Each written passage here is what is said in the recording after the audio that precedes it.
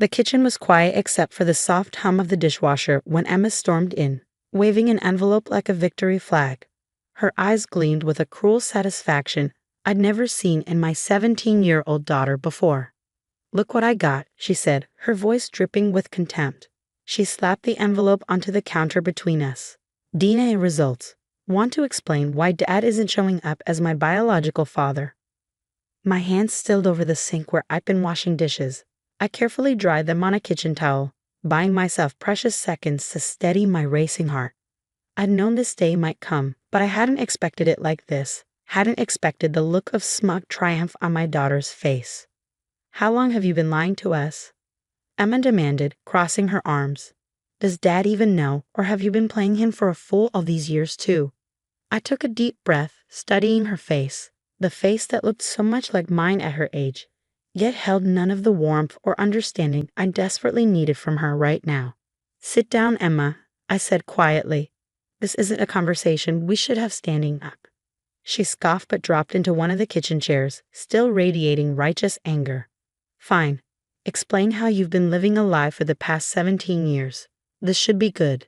My name is Sarah Mitchell, and my daughter had just unknowingly opened a door to the past I'd spent nearly 2 decades trying to keep firmly shut. Not because I was ashamed, but because some truths are too heavy for children to bear. Some stories need to wait until the right moment, and this wasn't it. But Emma had forced my hand. I sat down across from her, folding my hands on the table. "First, I need you to understand something. Everything I've done, every choice I've made, has been to protect you and give you the best life possible." Emma rolled her eyes. Save the mom speech. "I want the truth." "The truth," I said carefully, "is complicated. And before we go any further, I need to know exactly what you're hoping to accomplish here. Are you looking for answers, or are you just trying to hurt me?"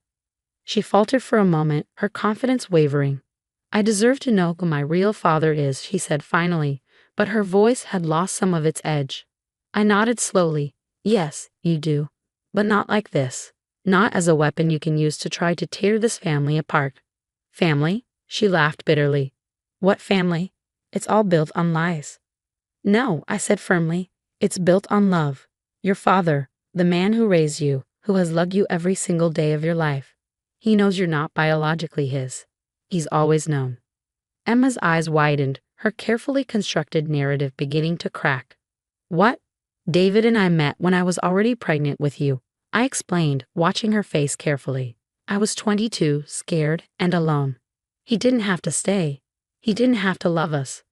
But he chose to, every single day." "But," Emma's voice trembled. "But why didn't you tell me?"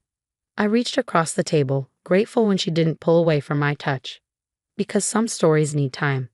Because you needed to be old enough to understand that family isn't just about DNA. It's about choice. It's about love." "Then who is my biological father?" she asked, her voice smaller now. I closed my eyes briefly, memories washing over me. His name was Michael. And that story, that's the part I've been trying to protect you from.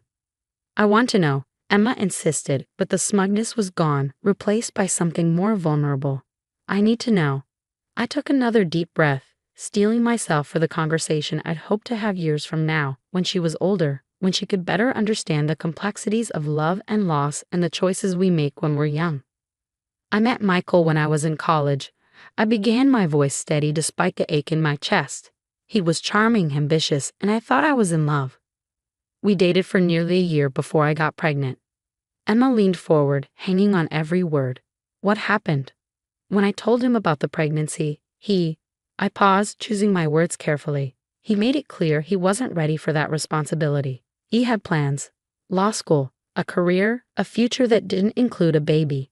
He told me to take care of it, and when I refused, he disappeared." "Just like that?"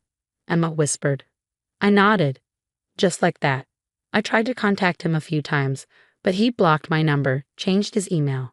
His parents, your biological grandparents, they told me to stay away, offered me money to keep quiet about the whole thing." "Did you take it?" Emma asked, her eyes wide. "No," I said firmly. "I didn't want their money. I wanted to give you a life filled with love, not secrets and shame. I dropped out of college, moved back home with my parents, and started working 2 jobs to prepare for your arrival." I watched as Emma processed this information, her earlier bravado completely gone. But then how did you meet Dad? I mean, David? A small smile crossed my face at the memory. I was working at a coffee shop, 7 months pregnant and exhausted.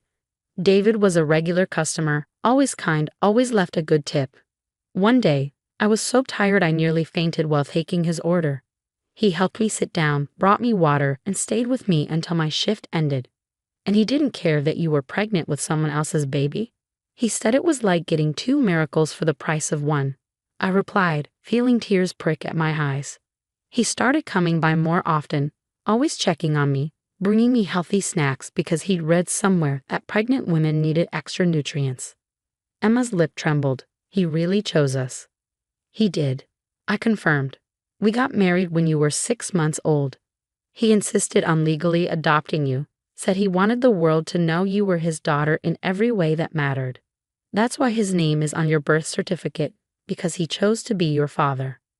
The kitchen fell silent as Emma absorbed this information. I could see the conflict on her face, the way her earlier certainty had crumbled in the face of a truth far more complex than she'd imagined. I'm sorry, she finally whispered, tears spilling down her cheeks. I thought I was exposing some terrible secret. I wanted to hurt you because I've been so angry lately, and I didn't even know why. I moved around the table to pull her into my arms, feeling her body shake with sobs. You're 17, sweetheart. Being angry is part of growing up. But next time, talk to me. Ask me. Don't try to weaponize our history. She nodded against my shoulder. Is he going to be mad about the DNA test? No, I said softly, stroking her hair. He's always known this day would come eventually. We both did. We just hoped you'd come to us first, that we could tell you the story together, when you were ready to hear it. I want to hear it, Emma said, pulling back to wipe her eyes. All of it, and I want Dad here too. I smiled, reaching for my phone. I'll call him, but Emma? She looked up at me. Remember this feeling. Remember how different the truth was from what you imagined. Sometimes the stories we tell ourselves about other people's choices, they're not nearly as simple as we think. As I dialed David's number, I watched Emma sink back into her chair, the DNA results forgotten on the counter. She looked younger suddenly, more vulnerable, like the little girl who used to crawl into our bed during thunderstorms. David answered on the second ring. Hey, love. Everything okay? Emma took a DNA test, I said simply. It's time for that conversation we've been preparing for. There was a pause, then his warm, steady voice came through the line. I'll be home in 20 minutes. We'll do this together, like we've done everything else. I hung up and looked at Emma, who was watching me with red-rimmed eyes. He's on his way, I told her. Are you ready to hear the whole story? She nodded, and I could see the change in her. The way her earlier defiance had transformed into something softer, more open. Yeah, she said quietly. I think I am. David arrived exactly 20 minutes later, his footsteps echoing through the house as he entered. I watched Emma tense slightly at the sound, her earlier confidence completely dissolved. When he appeared in the kitchen doorway, still in his work clothes, his eyes immediately found Emma. Hey, sweetheart, he said softly, setting his briefcase down. Your mom filled me in. Emma's lip trembled. Dad, But before she could finish, David crossed the room and pulled her into a tight hug. It's okay, he murmured into her hair. We've been waiting for this day. I just wish you felt you could come to us first. I watched them embrace, my heart swelling with love for this man who had chosen us, who had never once made Emma feel like she was anything less than his whole world. When they finally pulled apart, David kept one arm around Emma's shoulders as he sat down beside her. So, he said, looking between us. Where should we start? Mom told me about meeting you, Emma said quietly, about how you chose us. David smiled, his eyes meeting mine across the table. Best decision I ever made. But there's more to the story, isn't there, Sarah? I nodded, knowing we had to tell her everything now. No more protecting her from the harder truths. Yes, Emma needs to know about what happened after, about Michael's attempts to come back. Emma's head snapped up. What? He tried to come back? When? I took a deep breath, feeling David's steady presence giving me strength. When you were 5 years old, Michael showed up at our door.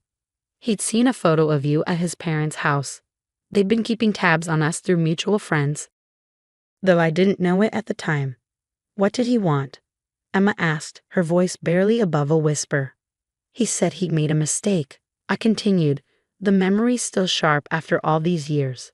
He'd finished law school, started a successful career, gotten married. But something was missing. He said he couldn't stop thinking about the daughter he'd abandoned. David's jaw tightened slightly, but his voice remained calm. Tell her what you told him, Sarah. I reached across the table to take Emma's hand. I told him he'd lost the right to be your father the day he walked away. That being a parent isn't something you can decide to do only when it's convenient. Your dad, David, he'd been there for every moment, every skinned knee, every nightmare, every triumph. He was your father in every way that mattered. Did Michael fight you on it? Emma asked. He threatened to take us to court, David answered, his voice steady.